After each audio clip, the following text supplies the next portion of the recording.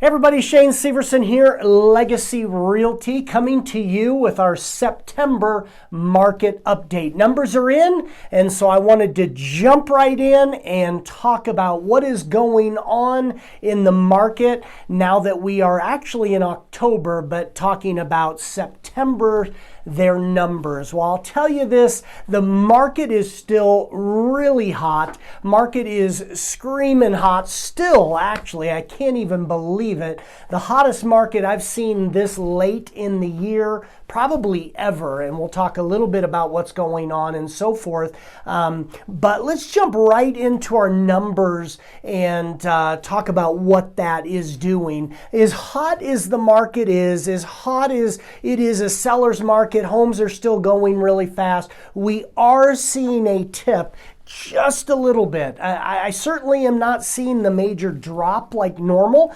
Normally we get to about August and the market just really starts to nosedive. We are not seeing that. We're seeing a slight drop, and that's great news for our buyers, which I'll talk about towards the end. But the question is, how do we know it's tipping and dropping a little bit? And homes are sitting just a little bit longer on the market. We're not getting 8 offers on a house. We may get 1 or 2 offers, so that just gives a little bit of an opportunity. But let's jump into some of the stats I wanted to talk about, more just showing the slight drop. Our days on the market right now on the MLS are 28 days in September. In August, it was 27. Now, again, we're talking September numbers, and we're in October, but you can already see it's taken an extra day on the market. My guess would be, we'll see how close I am, we're going to be 29 to 30 come next month when the numbers come out for October that we're sitting in now. So you can see it's taken a little bit longer on the market. Our pending listings went from just over 23,000 last month. Now, I'm talking monthly numbers now, not year to year. Normally, on my market updates, I talk from September of this year to September of last year. We can't even compare September to September. September of 19, we were way down, and now, September of 2000, we're still kind of up towards the peak. So our numbers are so far off, you really can't even compare year to year. And so I'm really comparing month to month now. So our pending listings, those listings that are under contract, ready to sell, we went last month, we were at just over 23,000 listings, and right now we are at almost 22,000 listings. So we're down about 1,000 pending listings. So you can see it's starting to tail off a little bit. Our active listings, which is kind of a fairly similar number, is just over 5,800, 5,800 last month, and right now we're just over 5,200. So we're about 600 active listings lower than last month. So again, you see that drop. The last number I really want to talk about is our percentage of what a house is listed at compared to what it is selling at.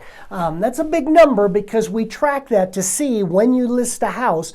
Again, if you list it accurately where it should sell, what is the percentage that we are actually selling that house for? We are actually at 100.1. We just crossed 100%. Now, I know you would think, Shane, it seems like that's actually a little low if you're saying we're getting multiple bids and it's going 20 grand, 30 grand over asking. Why are we only at 100.1%? Well, before I answer that, let me say that is the highest number we've been at since 2018. So in the last 2 years, we have been under 100%. Now, not by much. We've been averaging for the last 2 years or so 99.6%. So we're about 0.5% higher than where we have been. So you can see the market is still high compared to where we have been. Now, let me answer the question, why are we only at 100% if you're telling me these homes are going for 20, 30,000 over list price?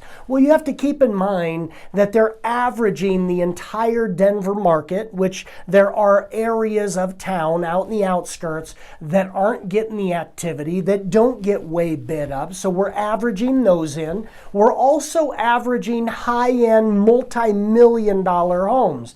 A $3 million home is not going to get overbid by 10, 15%. So you're not overbidding by $300,000 or $150,000. So again, keep that in mind. And then lastly, that's averaging in all the junker homes, the homes that are just trashed that get underbid by investors and everything else. So that 100% mark actually shows us that the overall market is averaging 100%, but that tells us that we're actually on an average home getting overbid by quite a bit. Now, the last thing I want to say is sellers, if you are still looking or needing to sell, now is still a great time to list your home. Normally in years past, if you were to call me in September, I would say you're crazy to list a home in September, October, November. But this year, if somebody calls me and says, I really need to sell, I think it's a great time to sell still. We're still getting overbids. We're still getting lots of showings. So if you're a seller, I think now is still a good time to sell if you want to get it in before the end of the year. And buyers, if you are looking to buy, I am starting my Tips Tuesdays. I have a series that I want to talk about 3 main ways to get a really good deal and the strategy behind that, how you can get a good deal in a seller's market. How can a buyer get a great deal? I want to talk about that. So if you're a buyer, or you're just curious, how in the world can you get a good deal in a seller's market? Watch those Tips Tuesday. I'm going to be talking all about that. I hope that helps. Market's still hot, but it is tipping. We'll see what happens next month as we start to approach the holidays. God bless. Hope that's good information, and we'll see you tomorrow, I guess, on Tips Tuesday.